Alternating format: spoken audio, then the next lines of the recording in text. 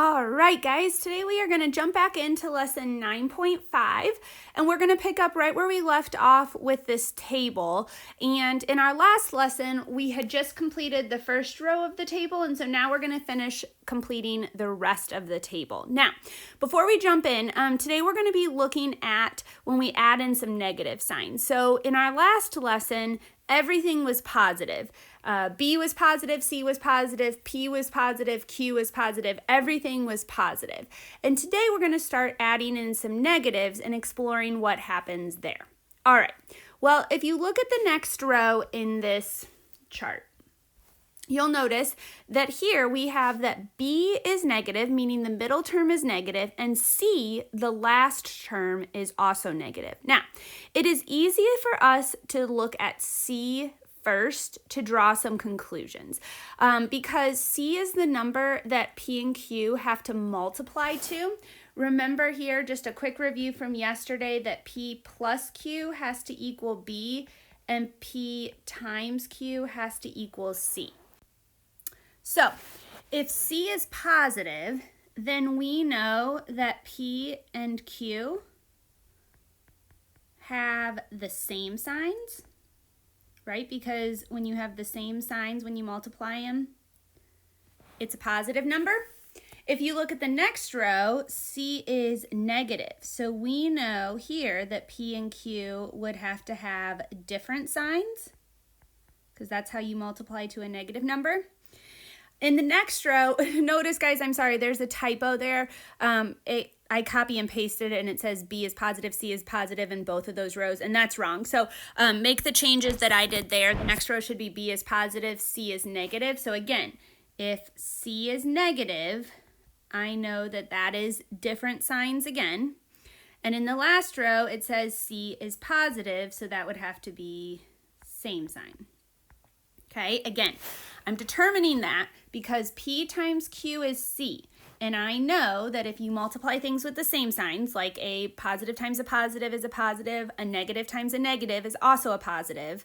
So those are same signs. If C is negative, if it's a negative number, it has to be different signs. Okay, so right off the bat, that helps us draw a conclusion. Then from there, we start looking at B.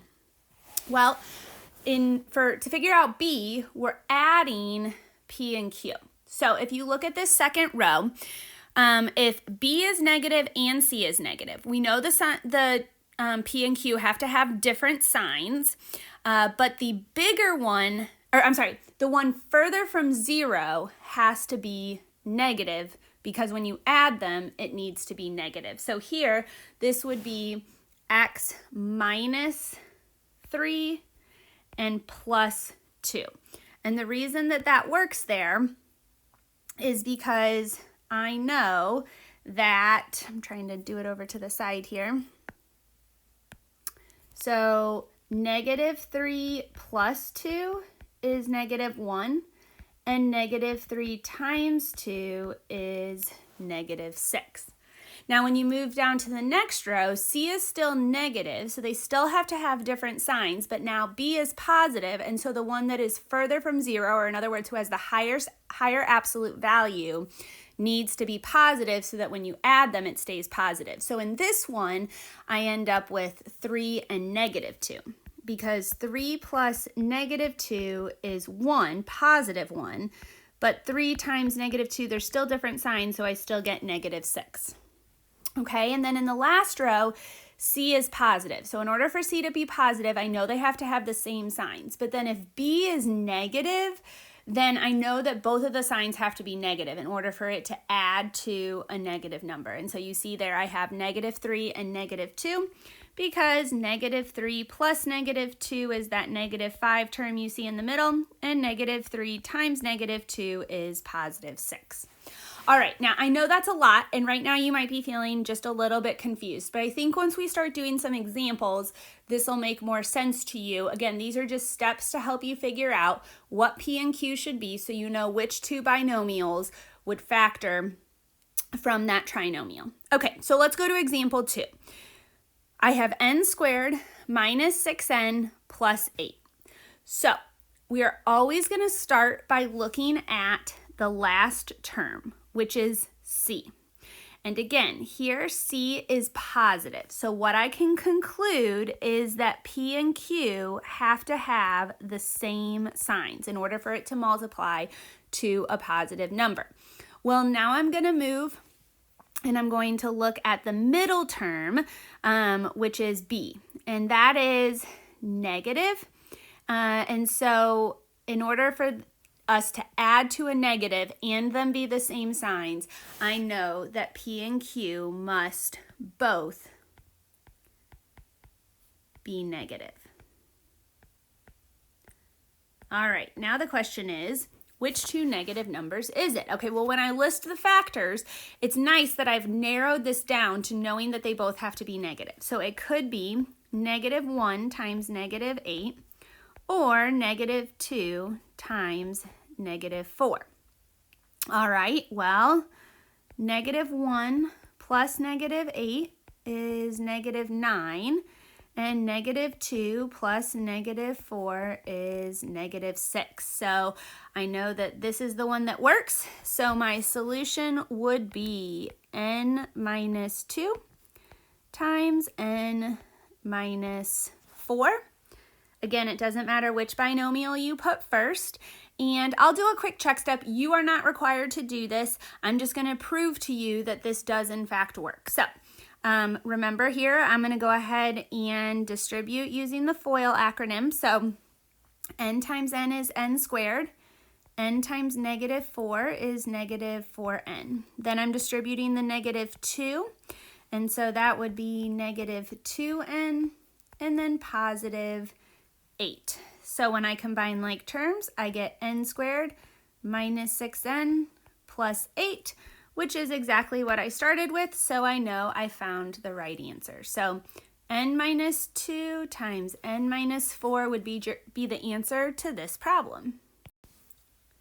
Let's try another one. Y squared plus 2y minus 15. All right, well, I start by looking at the last term. It's negative, so I know that I have to have different signs. Then I'm going to move and I'm going to look at the middle term. It's positive, so I know the one that is further from 0 needs to be positive in order for the two terms to add to a positive. All right, so P and Q must have different signs. All right, so I'm looking for factors of 15. They need to have different signs, and the one further from 0 should be positive. So 15 times -1 or 5 times -3 would be my two options. 15 plus -1 is 14. 5 plus -3 is 2, so I know that's the one that works. So my answer is y plus 5 times y minus 3. And again, I can check that. You're not required to do that, but I'm just proving to you that this is how I know that this is my answer. All right, y times y is y squared. Y times -3 is -3y. 5 times y is 5y, and 5 times -3 is -15. When I combine like terms, I get y squared plus 2y minus 15, which is exactly what we started with, so we know we have factored it correctly. All right, let's turn the page and try some more. Again, you always want to start by looking at C, or that last term, to know if they're the same signs or different signs that you'll be working with. So in number 5, C is negative, so those are going to be different signs, and I just make that little note for myself so I remember. All right, so I'm looking for factor pairs of 10. And I know because the middle term is positive that the one further from 0 needs to be positive. So it could be 10 times -1 or 5 times -2. Again, once you list the pairs, if you can pretty quickly see which one is going to work, you can go ahead and just prove that that's the one that works by adding and multiplying them. All right, so this would be y plus 5 times y minus 2. And again, if you want to do a quick double check, you're welcome to. Let's go on to 6. As I look at 6, C is positive, so I know that my P and Q need to have the same signs. But since b is negative, and so they need to add to a negative number, they need to both be negative. So really my only option here is -3 times -1, which is +3. -3 plus -1 is -4, so I know that's going to work. I get x minus 3 and x minus 1. Again, make sure that you are using the correct P and Q there. That's a common mistake, is that people throw the number 4 in there or the number 3 in there, which are from the original problem, but should not be necessarily your P and Q. All right, number 7. This last term, 12, is positive. So that's going to be same signs. All right, 12 could either be, oh, I'm sorry, and then I look in the middle and it's negative, so the same signs, they both need to be negative. So it could be -12 times -1, -6 times -2, or -3 times -4. And again, if you can kind of see which one you think might work, you can just show the work for that one. So -6 plus -2 is -8, so I know my answer here is t minus 6 and t minus 2. All right, next one. C is negative, so I know those are going to be different signs, but since the middle term is positive, I know the one further from 0 needs to be positive. All right, factors of 20. I have 20 times -1, or 5 times -4, or 10 times -2. Well, I think 5 times -4 is going to be the one that works for me, because 5 plus -4 is 1. So my answer is m plus 5 times m minus 4. So again, by starting by looking at C, or that last term, it helps you very quickly figure out if they're same signs and different signs, and then moving to the middle term helps you know what those different signs or same signs would be. All right, so why don't right now you pause the video and try 9 and 10, and when you're ready to check your answers, press play again. All right, go ahead and check your answers with mine.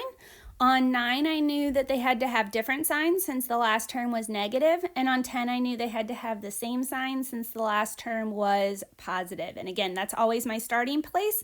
And then I moved to the middle term to figure out what the signs should be.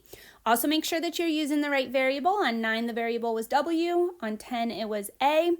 It does not matter which binomial you list first.